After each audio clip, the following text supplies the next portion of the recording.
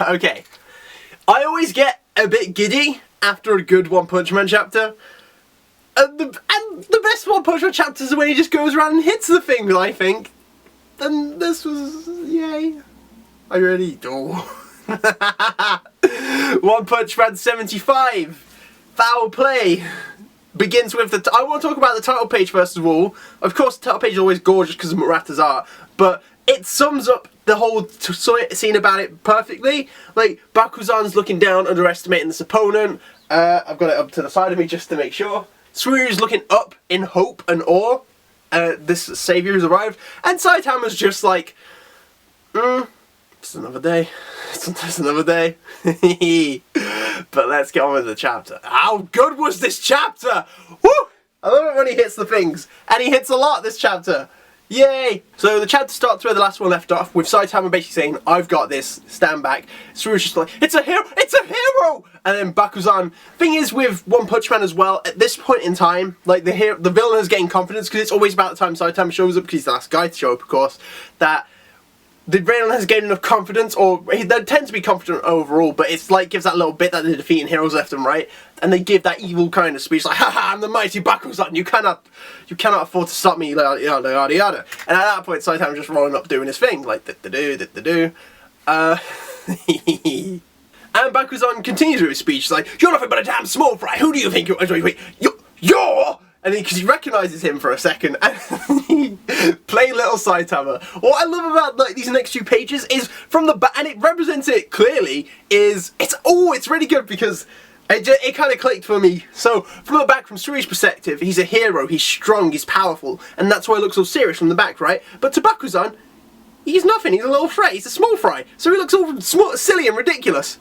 Which can also explain. That might explain how he's drawn seriously and silly. I've never really thought about that. That makes a lot more sense. If someone doesn't take him serious, then he's not drawn serious. But if someone tells him to take him seriously, or he notices, e.g. Boros for most of that fight, he was drawn seriously. Oh, I've cracked the silly serious code. Wow, there we go. Yeah. So Bakuzan recognises him. He now knows, you're the guy who I fought in the martial arts tournament. I don't know how I beat you. And I don't know how you beat me, but it doesn't matter. You must use some cheap, dirty tactic. I'll show you my real martial arts with my empowered monster form. And Saitama's just like, who's this guy again? I don't... He's like, he rubs his chin at some point. He's like, it's later on, I know it's later on, but he's just like, who is this person? I don't really remember. Saitama's savage later on, but then he's like, I'll show you. I don't remember all the techniques, so I have to keep pulling them up to look at it, but Tsuru's a bit like, oh no, it's like, even as strong as he is, there's no way he could beat someone like Bakuzan. Bakuzan's way too powerful. And even though he's a hero, and I think it's is that the Bear Sweeper? Let's find out! So then we got Bakuzan just being like Devil Cry low kick! And the thing is, Saitama's already noticed that if he kicks him, Saitama could dodge, but the civilians like Sour Face and Lightning Max are there, they'll get hurt, they'll get injured, and he can't afford that. So he just kind of stands there and takes it. And he does that little shuffle on the floor, like and then people, and then like Bakuzan's like, are you too scared to move kind of thing? And he's like, and for once, could someone just acknowledge, hang on, I get it because it's part of the joke that they think they're better until Saitama bops them and defeats them, but what would one day someone go, hang on, I kicked him with a pretty powerful attack, yet no damage has been done? And people just, and like the monsters are so arrogant, they just can't comprehend that fact that, hey, this guy is pretty strong. The only ones who have Carnage Kabuto and Boros, they're the only ones who have gone, this guy is strong. Like, but for once, it'd be great to see it again if someone goes, instead of go, you're pretty strong, aren't you? Like Tsuryu did, even if he goes, if they go like, maybe we shouldn't fight this guy. It's been a long time since we've seen that. And I think it's nice to see it every now and again though.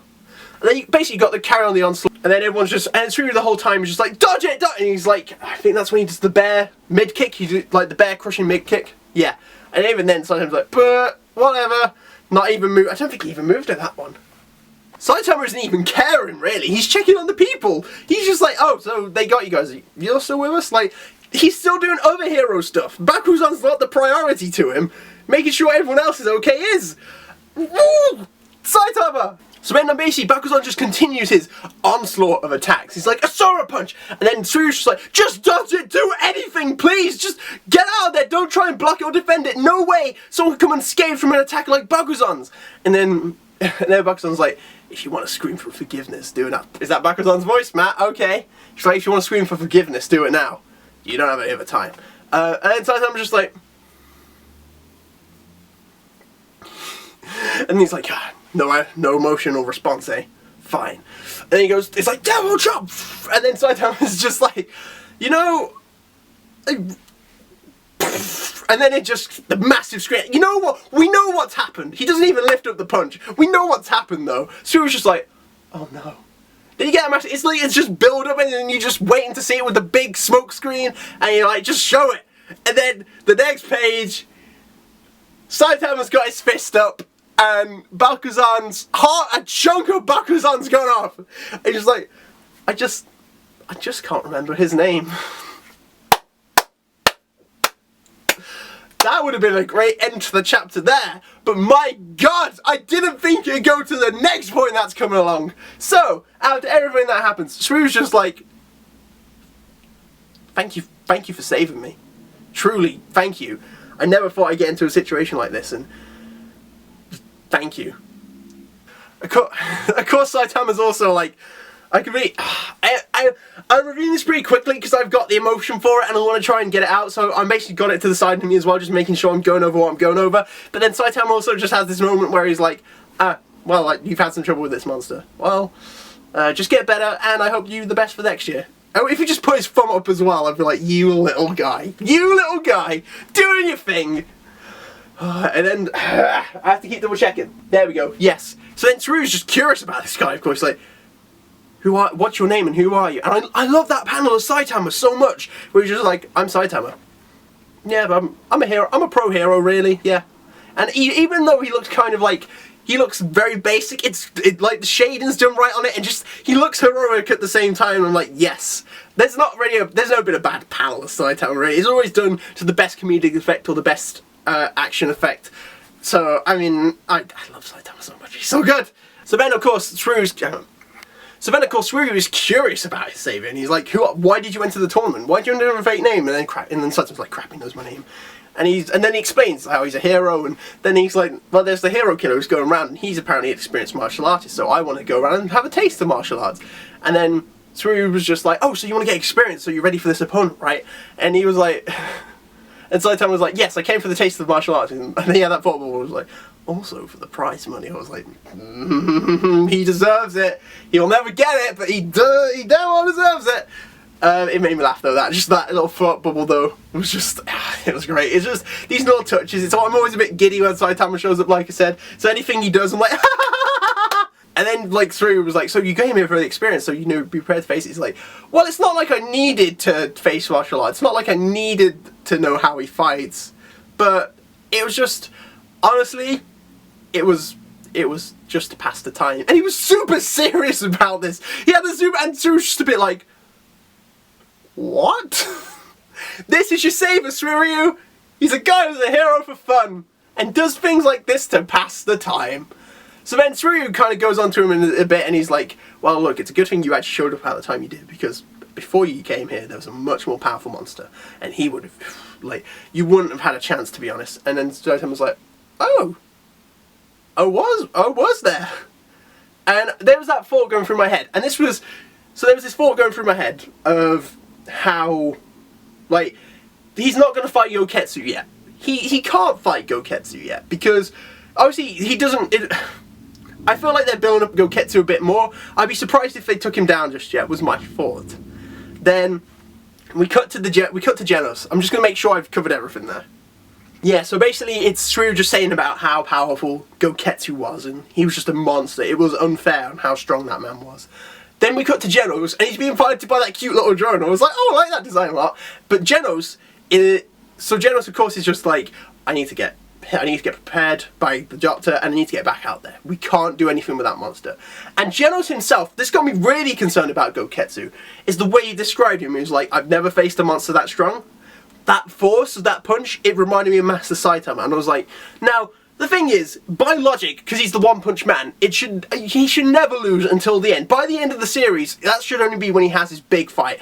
But every single time, because I want him to have his big fight, I want him to enjoy himself, I am always a bit like, is this the opponent? I was like it for all the time. Like Deep Sea King, Boro. I've been, well, longer than that. Like pretty much any kind of major opponent that has shown up, I'm like, is this the person? Is this the person who's gonna shake up Saitama? Is gonna be the person who gives him the challenge he deserves?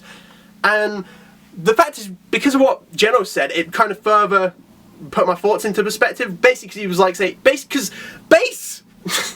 was saying about how strong Goketsu was, and he was like, his punch compares to Saitama's. Like, he compared it to Saitama's, and he said, listen, the only chance we have of taking down this guy is if Saitama works together with all the S-class heroes. Then we can feel safe. That's how much he felt about Goketsu's strength. Like, that speaks volumes for a dragon class above a demon class. I think I was comparing Goketsu a lot to Sea King.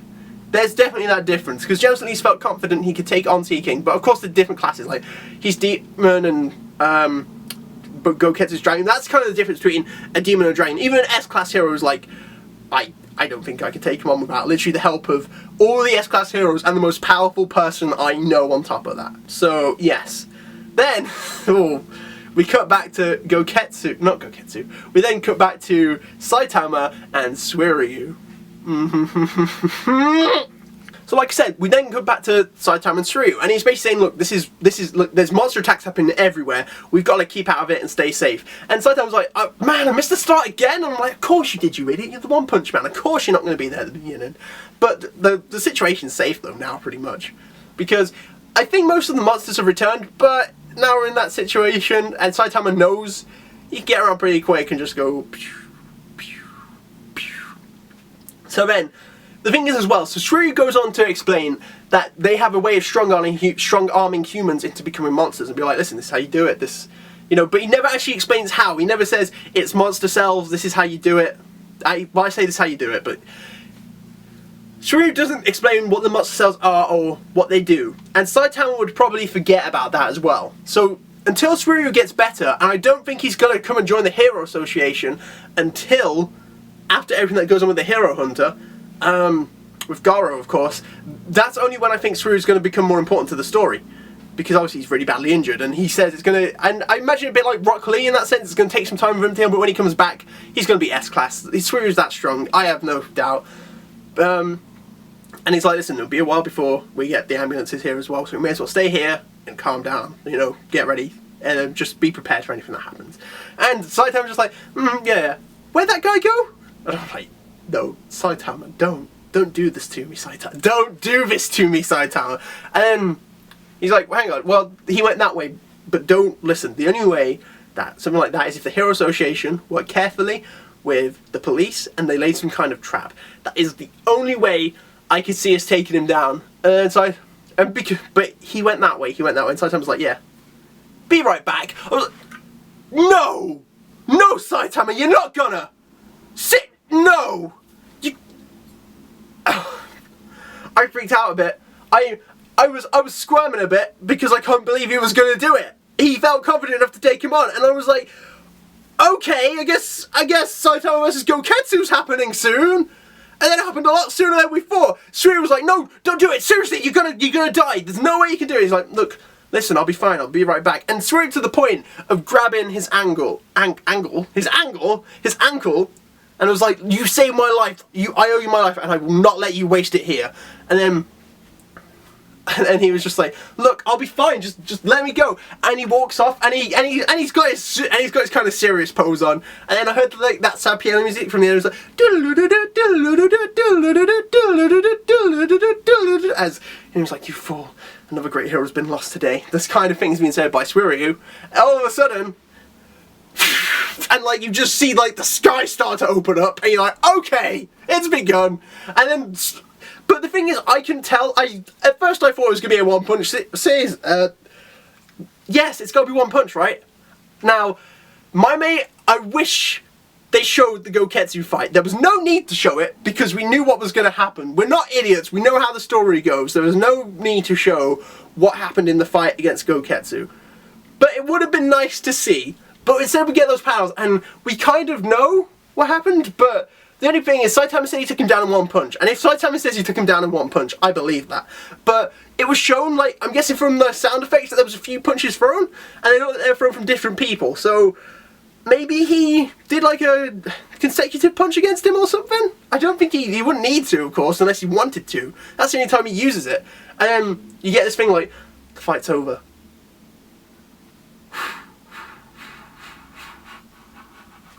Boom! Right next to Tsuruya's head is Goketsu's head just knocked clean off. Oh my... Saitama, you're amazing. This was a great chapter in general, but that was the one thing that threw me off. I was like, there's no way he's fighting Goketsu this chat. There's no way he's fighting... And there's his head. There's his... my boy. What's going to happen when Genos finds out about it? He's gonna have that moment. You know, Genos has these moments where he doesn't believe it and he freezes up. So did you read that like little side one where Saitama's like, yeah, I jumped from the moon, and Genos is a bit like, oh, very good, master, well done. And he's something like that. He's like Goketsu, and then he's like, oh, I took that guy out. The karate guy? Yeah, I took him out. And Genos is gonna be a bit like, who the hell is this guy? But we had this great moment afterwards with Saitama and Tsuruya. It was actually really, honestly, Saitama was acting really stupid about it, but he said the best things too. He tends to know what to say. So, first of all, Saitama was like, by the way, this is a secret that I kept it under, that I ended on a different name, so just keep it a secret, please. And Tsuruya just starts laughing a bit, like, and then he talks to Saitama and he's like, listen, at first I thought my only option was to retire. I thought this would be the only way for me now. Could someone like me become a hero after I recover? And so I just thought, I don't know. and at first I was just a bit like, a lot of times Ryu, when he looks at Saitama, is just like, what the hell is this guy? And then he says something really nice, and like, he kind of just says anyone can become a hero in that case. Because he goes, I used to be really weak too, you know? I used to get beat down by monsters, and I was definitely scared of them, but I just kept working hard at it, and I eventually became a hero. So, if someone like me can, I guess anyone can become a hero, right? And Tsuruya's just like, yeah. So Tsuruya is going to join the Hero Association at some point, but I would say it's going to be after the whole Hero Hunter thing. Only because he's got time to recuperate and heal, so otherwise if he shows up as well, I mean, he might do, don't get me wrong, but he sounds like I'm pretty badly damaged. He might need to take some time to build his confidence up again, is my only thought about that too. So, and then he's like, by the way, just one more question. Can I become your disciple? Saitama. We're gonna get a Genos 2.0, because Saitama's just like, absolutely not. And that's where it ends. I really enjoyed this. I like it when Saitama hits the stuff, and he hit some stuff. So that's a good chapter to me. It kind of, you know, Saitama being good, like that, kind of inspired confidence in Tsuruya again, because he's like, we're not going to do this, we're not going to do this. But now, we've got someone else who knows about Saitama's amazing strength, so he can at least be there, like, say, okay, we'll get Saitama here to help out, you know? We've got another backup. He wants to be Saitama's disciple, so I'm really looking forward to an interaction between him and Genos a lot. That's going to be really interesting, because he's going to be like, because he'll be like, I'm Saitama's #1 disciple, and he's like, oh, I thought he wasn't taken, then I'll join it as well. And Genos will be like, excuse me, bitch. He's got to be like that. So, what else does that mean for the world? People are going to get confused as to when Goketsu hasn't arrived back, of course.